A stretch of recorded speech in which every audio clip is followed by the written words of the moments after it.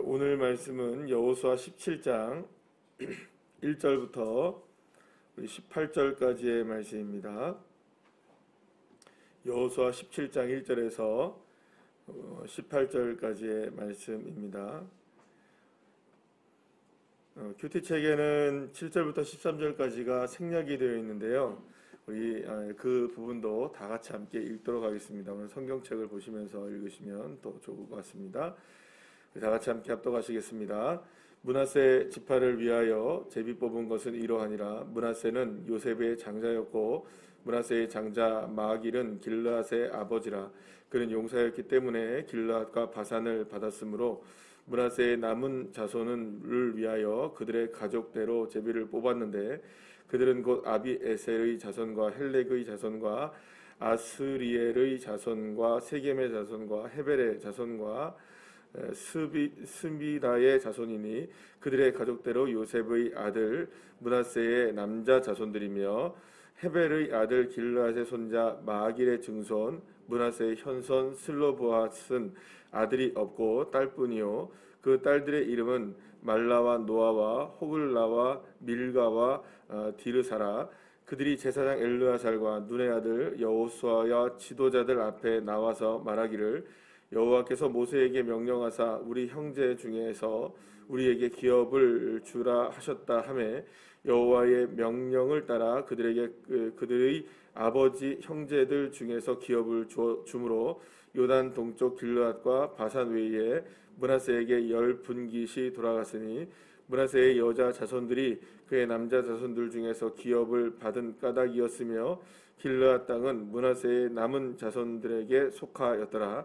므낫세의 경계는 아셀에서부터 세겜 앞 믹므닷까지이며 그 오른쪽으로 가서 엔답부와 주민의 경계에 이르나니 답부아 땅은 므낫세에게 속하였으되 므낫세 경계에 있는 답부아는 에브라임 자손에게 속하였으며 또 그 경계가 가나 시내로 내려가서 그 시내 남쪽에 이르나니 므낫세의 성읍 중에 이 성읍들은 에브라임에게 속하였으며 므낫세의 경계는 그 시내 북쪽으로 그 끝은 바다이며 남쪽으로는 에브라임에 속하였고 북쪽으로는 므낫세에 속하였고 바닷가 그 경계가 되었으며 그들의 땅의 북쪽은 아셀에 이르고 동쪽은 이사갈에 이르렀으며 이사갈과 아셀에도 므낫세의 소유가 있으니 곧 베스안과 그 마을들과 이블르암과 그 마을들과 돌의 주민과 그 마을들이요 또 엔돌 주민과 그 마을들과 다아낙 주민과 그 마을들과 무기또 주민과 그 마을들 새 언덕 지역이라. 그러나 므낫세 자손이 그 성읍들의 주민을 쫓아내지 못하며 가나안 족속이 결심하고 그 땅에 거주하였더니 이스라엘 자손이 강성한 후에야 가나안 족속에게 노역을 시켰고 다 쫓아내지 아니하였더라. 요셉 자손이 여호수아에게 말하여 이르되 여호와께서 지금까지 내게 복을 주심으로 내가 큰 민족이 되었거늘 당신이 나의 기업을 위하여 한 제비 한 분깃으로만 내게 주심은 어찌미니까 하니 여호수아가 그들에게 이르되 내가 큰 민족이 되므로 에브라임 산지가 내게 너무 좁을진데 브리스 족속과 르바임 족속의 땅 살림에 올라가서 스스로 개척하라 하니라. 요셉 자손이 이르되 그 산지는 우리에게 넉넉하지도 못하고 골짜기 땅에 거주하는 모든 가나안 족속에게는 베스안과 그 마을들에 거주하는 자이든지 이스라엘 골짜기에 거주하는 자이든지 다 철병거가 있나이다 하니 여호수아가 다시 요셉의 족속 곧 에브라임과 므낫세에게 말하여 이르되 너는 큰 민족이요 큰 권능이 있은즉 한 분깃만 가릴 것이 아니라 그 산지도 내 것이 되리니 비록 살림이라도 내가 개척하라. 그 끝까지 내 것이 되리라. 가나안 족속이 비록 철병거를 가졌고 강할지라도 내가 능히 그를 쫓아내리라 하였더라. 아멘. 할렐루야. 요셉은 에브라임과 므낫세에게 각각의 땅이 이제 분배되는 것을 보게 되는데요. 오늘 본문에서 에브라임에 이어서 이 므낫세의 땅이 어떻게 분배가 되는지에 대한 부분이 나오게 되는 것을 보게 됩니다. 특히 눈길을 좀 끄는 것은 여기서 보시면은 그 슬로하세 아들 없었고 딸들뿐이다라고 이제 이제 3절부터 이제 6절까지의 말씀에 이제 나오게 되는데요.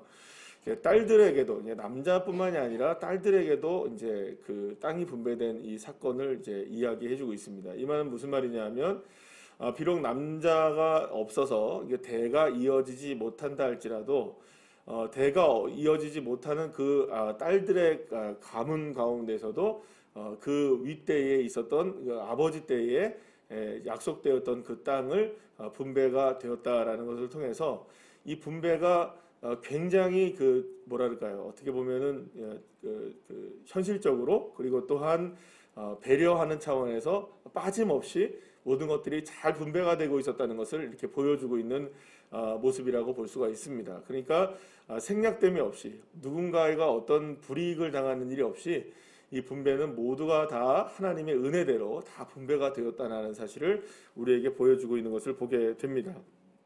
자, 그런데 오늘 본문 이제 그 12절부터 13절까지의 말씀을 보게 되면 또 므낫세 자손도 이 그 다른 지파들과 이렇게 땅을 분배받은 지파들과 마찬가지로 똑같이 어떤 모습이 나오게 되냐 하면 이 가나안 사람들을 쫓아냅니까 못합니까? 결국에는 또 쫓아내지 못하고 또 쫓아내지 않고 결국에는 그들을 노역을 시키는 종으로 삼게 되는 일들이 벌어지게 됩니다. 그러니까 각각의 족속들마다 이런 일들이 계속 일어나고 있는 거예요.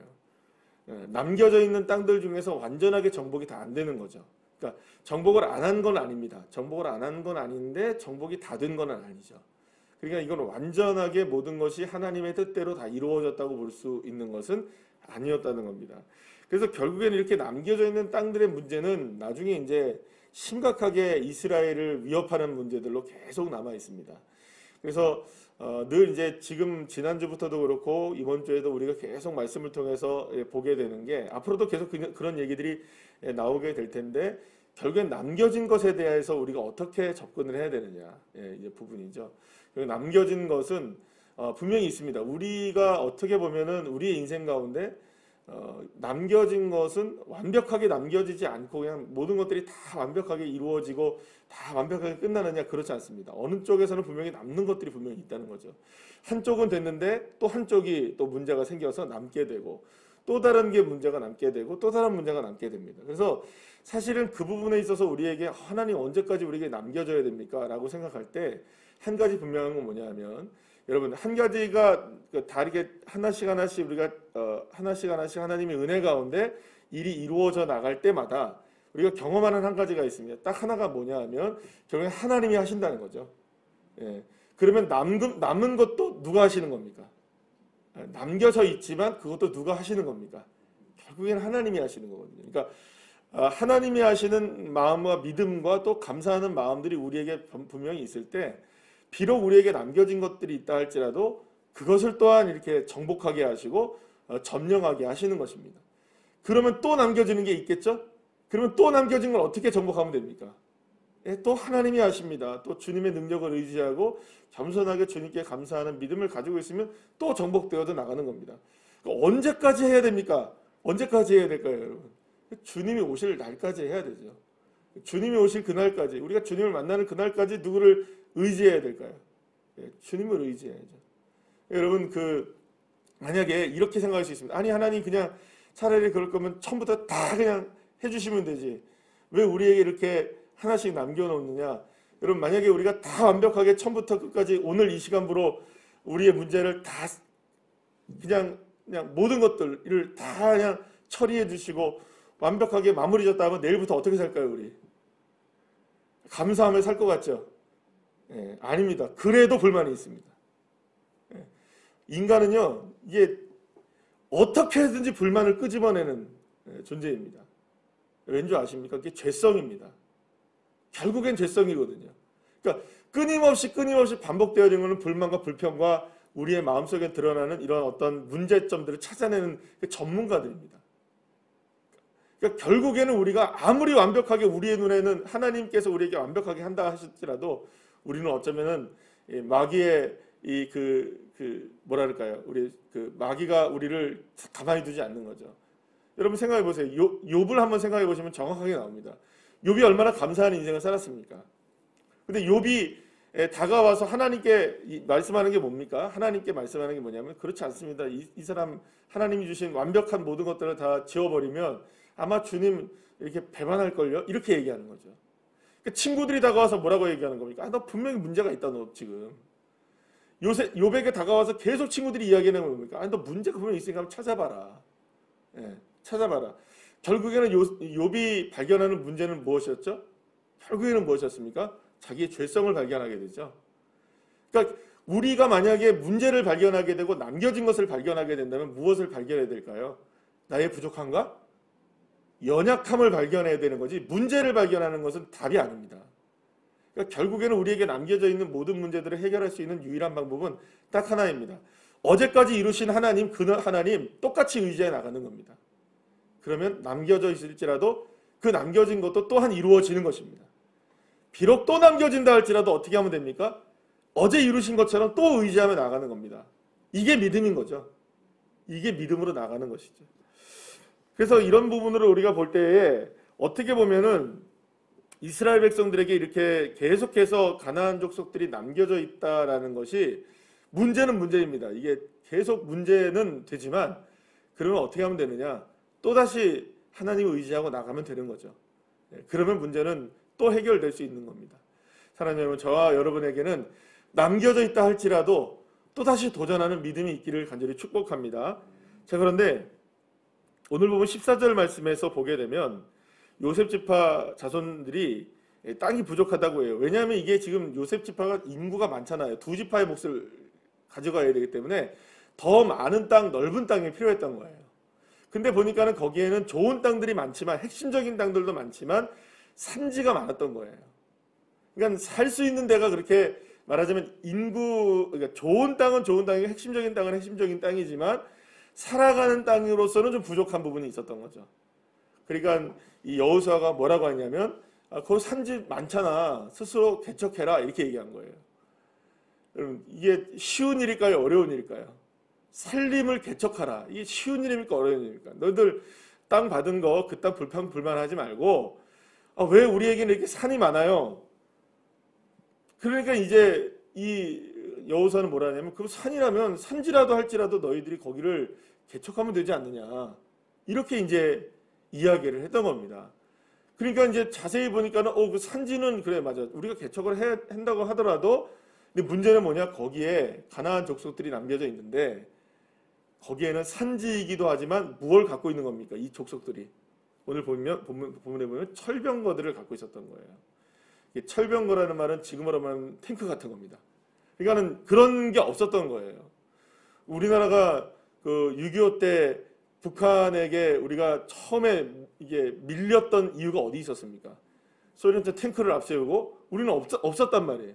그러니까 그런 것들을 앞세우고 내려오니까 속수무책으로 서울이 탈환되고 얼마 만에 이 다 피난을 완전히 다 나라가 다 뺏기지 않았겠습니까? 그러니까 이 당시에 이 철병거를 갖고 있었다는 그런 의미를 가지고 이야기하는 겁니다. 그런데 또다시 이야기합니다. 비록 철병거가 있을지라도 여호수아가 뭐라고 얘기합니까? 스스로 개척하라 이렇게 얘기를 해요. 그럼 여기서 여러분들 도대체 스스로 개척하라 이건 어떤 의미입니까? 어떤 의미입니까? 자, 그런데 그러면 결국 하나를 생각해보죠. 스스로 개척하라는 이 말은 네 힘 믿고 한번 해봐라라는 얘기일까요? 그런 얘기는 아니겠죠. 지금까지의 맥락으로 볼 때 너의 힘으로 스스로 개척하라라는 이 말은 너가 지금 누구를 스스로 의지해야 되느냐라는 것일까요? 여호와 하나님을 의지하면서 개척해 나가라 이런 의미입니다. 자, 그런데 이 개척하라는 이 단어가 의미가 참 대단히 재밌는 단어입니다. 이게 어떤 단어냐면 여러분 이게 창세기 1장에 나오는 이 그 창조에 관한 단어와 똑같은 단어예요. 창조하다라는 단어에 바라라는 말과 똑같은 단어예요. 그러니까 이 개척하라는 말은 창조한다는 말이에요. 그럼 여러분 창조라는 단어는 인간의 언어입니까? 하나님의 언어입니까? 하나님의 언어죠. 그럼 누가 창조하신다는 겁니까? 하나님이 아무리 살림이라 할지라도 아무리 그 철병거를 앞세우고 있는 이 가나안 족속이라 할지라도 창조주 여호와 하나님이 함께 하시니까 된다라는 거죠. 이 믿음이 필요하다는 겁니다. 그럼 결국 하면 여러분 창조가 어떻게 일어났습니까? 흑암과 공허함과 혼돈 가운데서 빛이 있으라. 할렐루야. 이게 창조 아닙니까? 아무리 철병거를 앞세운다 할지라도, 아무리 산지라 할지라도, 아무리 골짜기라 할지라도 여호와 하나님이 말씀 한마디만 있으면 이루어지는 것이죠.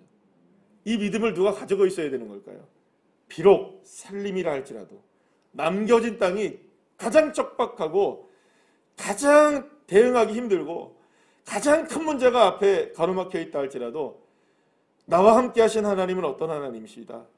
흑암과 공허함과 혼돈을 일시의 질서를 만들어내시는 빛의 하나님, 그 하나님의 역사가 정말 나와 함께함을 믿는다면 비록 산지라 할지라도 개척할 수 있다 없다? 있는 것이죠. 할렐루야. 이게 하나님의 능력 아니겠습니까? 여러분, 그래서 딱 하나만 보시면 됩니다. 우리 교회는 그렇게 세워진 교회 아닙니까? 그죠? 개척했죠, 우리 교회? 우리가 했습니까? 제가 했습니까? 여러분들이 하셨습니까? 아닙니다. 혼돈과 흑암과 모든 공허함 가운데서 우리가 광야에 있을 때 하나님이 길을 열어주신 겁니다. 믿으십니까?